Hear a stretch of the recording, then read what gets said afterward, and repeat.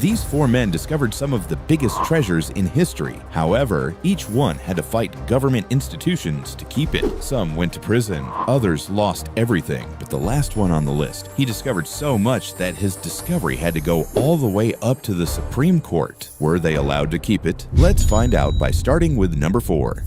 Imagine spending 40 years of your life hunting for a legendary treasure, only for the FBI to steal everything from you. This is exactly what happened to Dennis Perrotta, a treasure hunter from Pennsylvania in 2018. For over 40 years, he and his son had been looking for a massive treasure of $500 million of gold bars. According to historical records, the treasure had been buried in 1863 during the height of the Civil War, when a massive shipment of gold, ordered by Abraham Lincoln himself, was under threat of being hijacked and was supposedly buried in the forest of Elk County. Over the years, the treasure had become nothing more than a local legend, but Dennis and his son were determined, and for decades they spent their own savings using state-of-the-art ground-penetrating radar to try and locate the gold. And finally, their hard work paid off. Dennis discovered a mysterious hidden entrance under a massive rock formation. When he scanned it, the sensors detected a massive quantity of heavy metal with the exact density of gold hidden inside the cave. He was sure he had found Lincoln's lost gold. Being an honest man and wanting to do the right thing, Dennis did what we are all told to do. He informed the authorities, but that turned out to be his biggest mistake.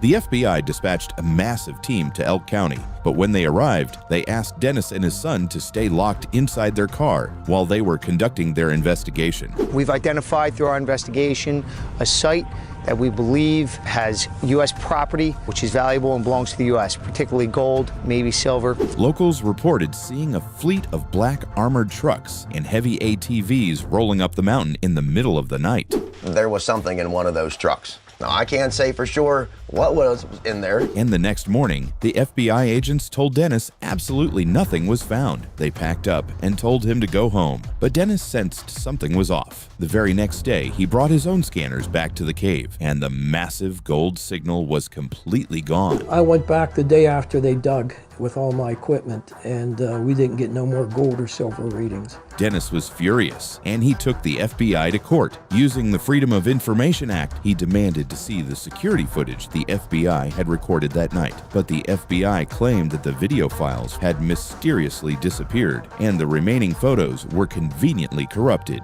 Today, Dennis is still fighting the federal government in court, refusing to rest until the FBI finally admits exactly what they took out of that mountain. We feel we were double-crossed and lied to, and we're going to get to the end of this. I will never stop. I will stick at this until the end, until I know everything that happened to that gold. What do you think Dennis should have done? Number 3. This man discovered the greatest gold treasure in American history, and he spent over 10 years in federal prison because of it. Back in 1857, a steamboat named SS Central America was carrying 30,000 pounds of gold from the California Gold Rush when it sank in a hurricane off the coast of the Carolinas. The loss was so massive that it literally triggered a global financial panic. For 130 years, experts said the wreck was too deep and impossible to reach. But Tommy Thompson, a treasure hunter and brilliant ocean engineer, didn't listen to the experts. He spent years relentlessly analyzing historical data, ocean currents, and ship logs. He even built his own revolutionary deep-sea robotic submarine, nicknamed Nemo, specifically for this impossible mission. And in 1988, Tommy's work finally paid off. He found the ship of gold, a mile and a half deep. He successfully recovered over 3 tons of gold, worth tens of millions of dollars. He became incredibly rich, but the moment that gold touched dry land, Tommy found nothing but trouble. Out of nowhere, 39 different insurance companies filed lawsuits claiming they had paid out claims on the ship back in 1857, and therefore they owned Tommy's gold. Tommy spent the next decade drowning in brutal legal battles. Disgusted and desperate, Tommy made a drastic decision. He took 500 gold coins, and he vanished. For years, he lived as a fugitive, escaping the authorities that had ruined his life. But in 2015, U.S. Marshals finally tracked him down to a hotel in Florida. A federal judge ordered Tommy to hand over the 500 missing gold coins to pay off the corporations. But Tommy refused to bend the knee. He looked the judge in the eye and claimed he suffered from short-term memory loss and had absolutely no idea where the gold was hidden. I don't know where the coins are. Furious, the government threw Tommy in jail for contempt of court. He was fined $1,000 for every single day he remained silent. Today, Tommy Thompson is in his 70s, but the story just took an unbelievable turn. In March 2026, a federal judge finally realized that absolutely nothing would ever make Tommy talk. Defeated by his iron will, the government exceptionally decided to release him. Today, Tommy Thompson walks a free man, having outlasted the very system that tried to destroy him. What do you think? Is Tommy Thompson a thief who owes his investors, or has he been robbed by the system? Number 2.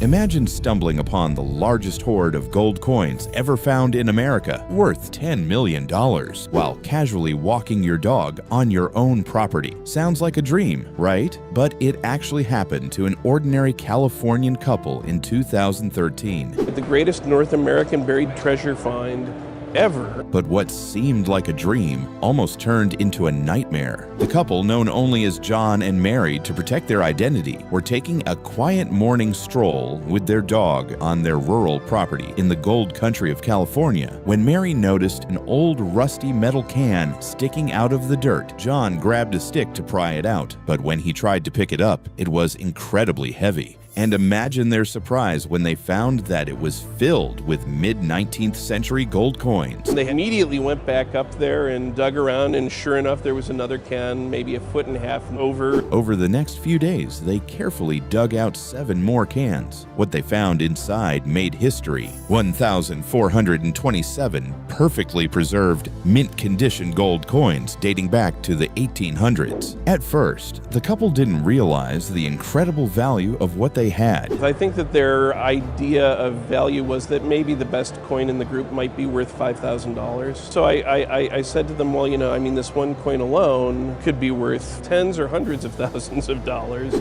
It was a time capsule from the Wild West. Some experts believe it was buried by the notorious outlaw Jesse James, while others think it belonged to a paranoid gold rush miner who didn't trust banks. Whatever the origin, the face value of the coins was $27,000. But their historical auction value climbed up to a staggering $10 million. But the moment the discovery hit the news, the United States Mint immediately opened a federal investigation. They desperately searched their archives, trying to prove that the coins were linked to a legendary 1901 gold heist at the San Francisco Mint. A government spokesman even publicly stated, "If it's government property, believe me, we will go after it." For weeks, John and Mary lived in fear that federal agents would show up at their door with a warrant. But thankfully, the couple's lawyers fought back. They proved beyond a shadow of a doubt that the coins were a mix of different dates and mints, making it impossible for them to be the stolen Federal Reserve bags. Defeated by the facts, the government was forced to back down. John and Mary successfully sold the coins, paid off their debts, and kept their land, proving that sometimes finders keepers still means something.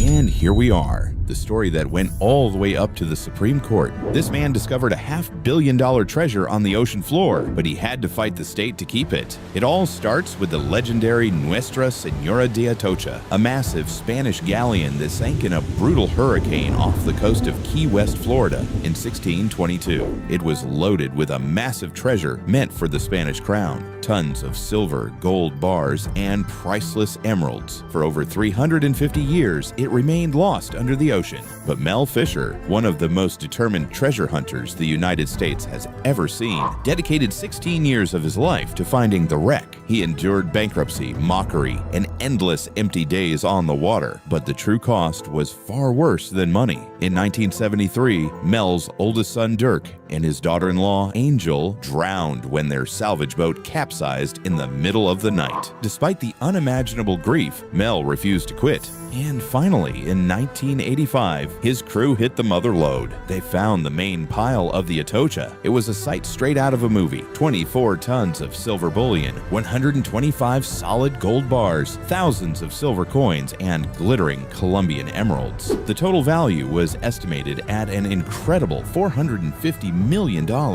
After 16 years of suffering, Mel Fisher had finally done it. But before Mel could even catch his breath, the state of Florida swooped in like a vulture. They hadn't spent a single dime to help Mel, but because the treasure was found near their coast, the state demanded 25% of everything Mel had pulled from the sea. Most men would have settled under the pressure, but Mel knew what he had sacrificed and took the state of Florida to court. The brutal legal war dragged on for 8 grueling years, draining his funds. But Mel pushed all the way to the highest court in the land, the United States Supreme Court, and in a stunning historic victory, the Supreme Court ruled in favor of Mel Fisher. They told the state of Florida to back off, awarding Mel and his investors 100% of the treasure. Mel Fisher's story proved that no matter how big the government is, an unbreakable spirit can still win.